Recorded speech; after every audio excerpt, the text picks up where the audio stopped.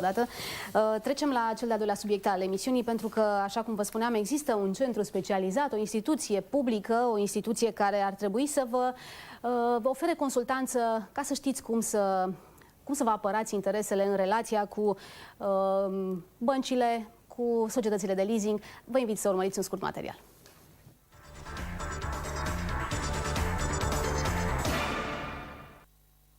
Centrul de soluționare alternativă a litigiilor din domeniul bancar este o entitate juridică autonomă de interes public fără scop lucrativ, înființată în baza ordonanței Guvernului numărul 38 pe 2015, ce transpune la nivel național o directivă europeană.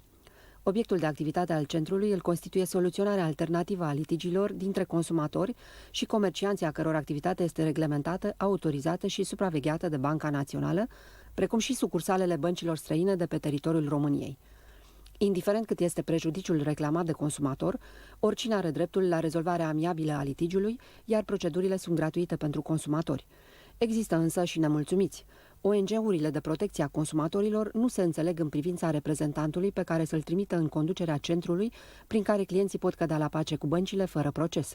Așa că s-au lansat într-un scandal public, pornit de la revocarea din Colegiul de Coordonare al centrului a unui consilier personal al fostului premier Victor Ponta, Cornelius Vișoianu, colaborator apropiat al asociației Infocons. Președintele organizației respective susține că nu recomandă consumatorilor să apeleze la Centrul de Soluționare Alternativă a litigiilor din domeniul bancar până la remedierea situației actuale. Presa scrie că debitorii franc-elvețieni, cei mai loviți dintre consumatorii de credite de aprecierea valutei străine, îl privesc cu neîncredere pe președintele Infocons, Sorin Mierlea, din cauza evenimentelor organizate în colaborare cu băncile sau cu Institutul Bancar Român. Desemnarea unei persoane care să fie mai atentă la problemele debitorilor este considerată extrem de importantă.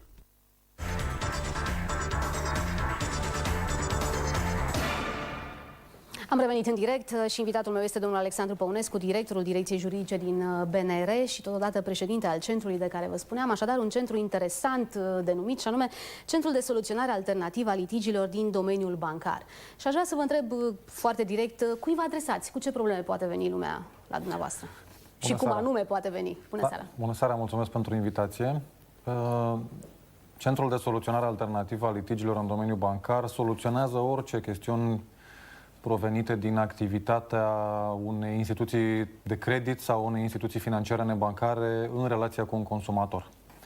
Practic, orice serviciu bancar prestat unui consumator de servicii, persoană fizică deci, este susceptibil de a fi soluționat alternativ prin intermediul acestui centru de soluționare alternativă. Alternativ însemnând în afara instanței. În afara instanței de judecată, pentru că asta a fost și ideea cu această directivă europeană, pentru că e o reglementare națională care transpune o directivă europeană, directiva 11 pe 2013, nu care avea foarte mare relevanță în numărul acestei directive. Transpunerea s-a asigurat prin ordonanța 38 pe 2015, a apărut anul trecut. S-a înființat astfel acest centru de soluționare alternativă care... S-a înființat la începutul acestui an, centrul dumneavoastră sau anul trecut? Nu, s-a înființat la finalul anului trecut. Acest centru funcționează efectiv în ceea ce privește soluționarea alternativă a litigiilor de anul acesta din martie. Practic, aveți deja câteva luni în care ați exersat, practic. Da, au trecut 7 luni. Tot ce înseamnă atribuțiile unei asemenea instituții și aș vrea să ne spuneți cum se desfășoară practic această procedură de soluționare alternativă. Da, aș vrea doar să fac o precizare, o completare a ceea ce a spus dumneavoastră. Nu este o instituție publică, este o entitate de interes public care a fost înființată în baza acestei reglementări. Este independentă. Ăsta a fost motivul pentru care am introdus această entitate în lege. Și totuși dumneavoastră sunteți și directorul Direcției Juridice din BNR. Da, această entitate are un organ colegial de conducere care se numește Colegiul de Coordonare. Este un organ care are un reprezentant, câte un reprezentant din partea Băncii Naționale, Autorității Naționale pentru Protecția Consumatorului, Asociației Române a Băncilor, asociațiile de consumatori și un independent. Asociațiile de consumatori încă nu și-au trimis un reprezentant în colegiul dumneavoastră? Sau a fost deocamdată suntem noi. Este vorba de o revocare a reprezentantului asociațiilor și de o neînțelegere în ceea ce privește care a fost motivul? Ne puteți spune de ce a fost această... Chiar nu știu să vă spun. E vorba de o neînțelegere în interiorul organizațiilor. Pe noi... Practic l-au numit pe domnul Vișoianu și l-au și retras. Da, l-au numit, l-au revocat. Acum este un întreg proces de desemnare a unui reprezentant. Noi am primit 2 nominalizări și așteptăm din partea asociațiilor să coaguleze în a-și desemna un singur reprezentant, pentru că, potrivit legii, au dreptul la un reprezentant, ca și celelalte entități de care v-am spus mai devreme. Atunci v-aș ruga să comentați puțin cum vă sună acest îndemn pe care l-a făcut domnul Sorin Mierla, președintele Asociației Infocons, pe măsură ce, citez, pe măsură ce decizia se tergiversează, nu știu cine o tergiversează și asta aș vrea să vă întreb, neîncrederea consumatorilor se confirmă, întărind suspiciunile asupra funcționalității acestui organism. Acest organism funcționează fără unul sau 2 reprezentanți în colegiul de coordonare, pentru că acest centru efectiv nu se ocupă de soluționare alternativă. Noi doar administrăm o platformă, această platformă însemnând procedurile de soluționare alternativă, dar există colaboratori ai centrului care se numesc conciliatori și care se ocupă efectiv de soluționare alternativă a litigiilor. Asta înseamnă că oricare dintre noi, cei care suntem membri în acest colegiu de coordonare al Centrului de Soluționare Alternativă, este înlocuit, este revocat, pur și simplu locul este vacant printr-o procedură legală, nu împiedică sub nicio formă derularea procedurilor de soluționare alternativă. Deci nu împietăm, noi nici nu putem să ne implicăm în soluționarea alternativă a acestui litigiu al unui litigiu ca atare. Pentru că acești conciliatori sunt independenți în soluționările pe care le au. Știți înspre ce vreau să duc această discuție? Înspre încrederea pe care ar trebui să o aibă un consumator de produse bancare, financiar-bancare, care vi se adresează și are impresia la un moment dat, reală sau falsă, că totuși reprezentați interesele băncilor mai mult decât ale consumatorilor. Aș vrea să-mi spuneți care este justa reprezentare. Okay. Da, există deja 24 de dosare care au fost soluționate de către Centrul de Soluționare Alternativă și cu privire la care nu avem niciun fel de litigiu. Pentru că, e foarte bine de știut, consumatorii au dreptul să atace în instanță o hotărâre pe care unul dintre conciliatori, de fapt, conciliatorii propun o soluție sau o impun. Vorbim de conciliere sau de arbitraj, nu are sens să intrăm foarte mult în amănunte. Sunt două aspecte ale acestei proceduri. Sunt două proceduri diferite. Distincte, de fapt. Da. Directiva obligă aceste centre de soluționare să ofere ambele servicii. Procedura cu soluția propusă și cu soluția impusă. În legislația națională avem concilierea și cu arbitrajul. Până în acest moment au convenit asupra procedurii cu soluția propusă, deci vorbim de conciliere propriu-zisă. Aceste 24 de dosare au fost soluționate de către conciliatori. Sunt 12 în acest moment pe lista Centrului de Soluționare. Lista este deschisă. Noi, cei din Colegiul de Coordonare, decidem cu privire la cine vor fi aceste persoane. Vreau să subliniez din capul locului că vorbim de persoane care să beneficieze de minim 10 ani de experiență juridică sau economică. E vorba de persoane care să aibă experiență în domeniul respectiv. Nu avem nicio hotărâre a unui conciliator care să fi fost atacat în instanță. Deci consumatorii au fost mulțumiți de deciziile pe care le-au primit, de hotărârile, pe care le-au primit din partea acestor conciliatori. Băncile au acceptat aceste hotărâri, s-au transformat în practic titlurile executorii. E foarte important, nevrând să comentez afirmațiile nimănui, n-are niciun fel de relevanță. Pentru noi e foarte important ca acești conciliatori consumatori să fie reprezentați în colegiul de coordonare. Dar reprezentarea sau lipsa unui reprezentant în acest colegiu de coordonare nu afectează, nu împietează sub nicio formă procedurile efective de soluționare alternativă. Deci consumatorii pot să fie liniștiți. Nu li se prejudicează sub niciun fel de interesele. Care sunt, de fapt, spețele, care sunt, de fapt, lucrurile pe care ei doresc să le rezolve amiabil, cazurile cele mai complicate în relația cu băncile? De cele mai multe ori, solicitările pe care le au consumatorii se îndreaptă înspre scăderea ratelor. Vorbim aici de diminuarea unor comisioane, de credit legate de contractele de credit. Vorbim de comisioane de risc, comisioane de administrare, vorbim de eliminarea notării în registrul bancar cu privire la anumite incidente referitoare de credite, de derularea unor credite. Deci cam astea sunt spețele pe care Centrul de Soluționare Alternativă le-a avut până acum de soluționat. E adevărat că am avut și o dare în plată care, între timp, atunci când era iminentă apariția legii, s-a retras pentru că era firesc să se întâmple acest lucru. Ce negociere ai putea să mai ai cu o instituție de credit în condițiile în care există varianta de a da în plată și de a fi mult mai simplu procesul administrativ? Vigoare, da. Ne așteptăm să se întoarcă aceste cazuri, pentru că, după cum ați văzut în urma deciziei Curții Constituționale, Aceasta a trimis la instanță să verifice, practic, să dea un verdict cu privire la impreviziunea, așa numită impreviziune în contracte și atunci este din nou rolul Centrului de Soluționare Alternativă să intervină aici între consumatori și instituțiile de credit. Pot apela la dumneavoastră doar persoane fizice sau și grupuri de consumatori? Doar persoane, nu, doar persoane Individual fizice sau grupuri. Nu avem niciun fel de opreliște din acest punct de vedere. Aceste persoane pot fi caz cu caz sau pot fi grupuri de persoane care sunt reprezentate inclusiv de asociații de consumatori. Avem deja cazuri când au venit consumatori însoțiți de un reprezentant a unei așa numite asociații de protecție a consumatorului. Ei nu au nevoie de reprezentare de către un avocat, n-au nevoie de reprezentare juridică în ansamblu, beneficiază de aceste servicii din partea noastră în mod gratuit. Deci vin practic la o platformă constituită din punct de vedere juridic foarte bine, în așa fel încât să se găsească soluțiile care să le apere interesele și fără să aibă un reprezentant simbolic numit într-un colegiu de conducere. Asta este concluzia. Aș vrea să ne mai spuneți cât timp durează soluționarea unei asemenea cereri către centrul dumneavoastră? Soluționarea din mai ales că spuneți că e gratis, ceea ce este rarisim. gratis pentru consumator. Asta nu se prea întâmplă pentru consumatorul român, de asta suntem cu atât mai interesați. Reglementarea de la nivel european, vorbind de acea directivă de care v-am spus mai devreme, vorbește de costuri care să fie modice pentru consumator. Reglementatorul național a introdus gratuitatea pentru consumator, deci nu se plătește nimic de niciun consumator atunci când vine să acceseze serviciile Centrului de Soluționare. Vreau să vă spun de modalitatea prin care acești consumatori, m-ați întrebat mai devreme, pot să intre în contact cu noi. Există adresă de site-ul Centrului de Soluționare, care este www.csalb.ro. Se găsesc formulare, cereri prin care ni se pot adresa, care sunt formulare care sunt online. Se pot prezenta și la Centrul de Soluționare Alternativă pentru a se convinge. Au fost unii consumatori care au vrut să se convingă de existența acestui centru. Fizic. Da? Sevastopol 24 este adresa Centrului de Soluționare Alternativă.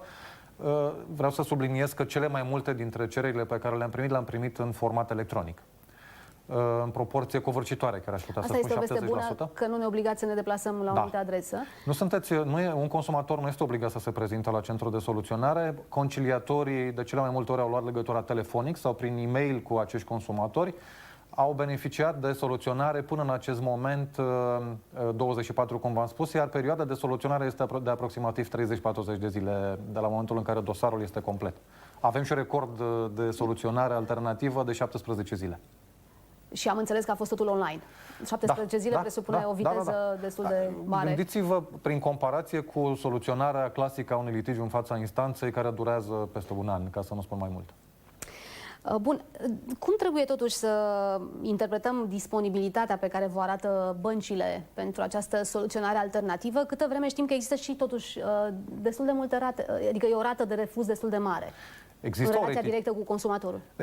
Există o reticență nu numai din partea consumatorilor. N-aș zice că e o reticență, e mai degrabă o lipsă de informare. E normal ca la începutul... O nesiguranță. Exact. Este normal ca la începutul unei activități să există o mai puțină disponibilitate.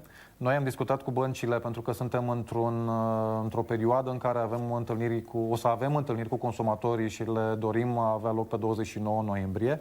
Încercăm să stabilim o legătură cu aceștia pentru că sunt la fel de importanți pentru noi cum sunt și băncile.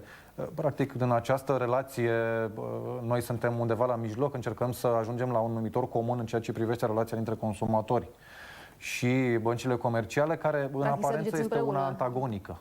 Exact. De fapt, este o relație pur comercială, care nu înseamnă că e o relație antagonică, înseamnă că e o relație care se desfășoară pe baza unui contract.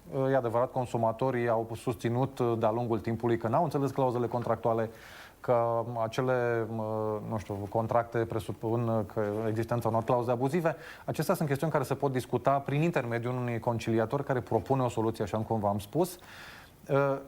Suntem într-un proces de câștigare a încrederii. Acești 24 de consumatori care au beneficiat, o parte din ei puteți găsi dând declarații pe site-ul Centrului de Soluționare Alternativă, au fost foarte mulțumiți, au beneficiat de aceste servicii dincolo de gratuitate. Nu aș spune că e elementul cel mai important, deși pentru unii consumatori este foarte important să beneficieze gratuit.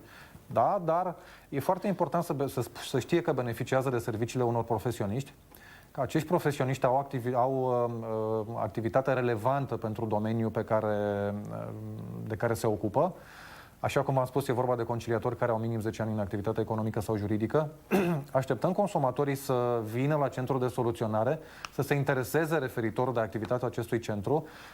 Pe lângă site avem și un număr de telefon unde putem să fim contactați și unde avem, consumatorii pot să beneficieze de informații de dimineața până seara de vreo câteva luni de zile, pentru că avem o perioadă destul de scurtă de timp. Vom încerca să punem și noi aceste informații pe microecran. 9414 e numărul de telefon, 0219414. Adresa de e-mail este office@csalb.ro. Site-ul vi l-am spus și acolo vor găsi toate informațiile de care au nevoie. Sună foarte bine și totuși insist. Care este reacția comercianților? Pentru că, dacă este corectă informația, vă rog să-mi spuneți, 80% dintre cereri clasate sunt ca urmare a refuzului comercianților de soluționare prin procedurile SAL, cele de soluționare alternativă.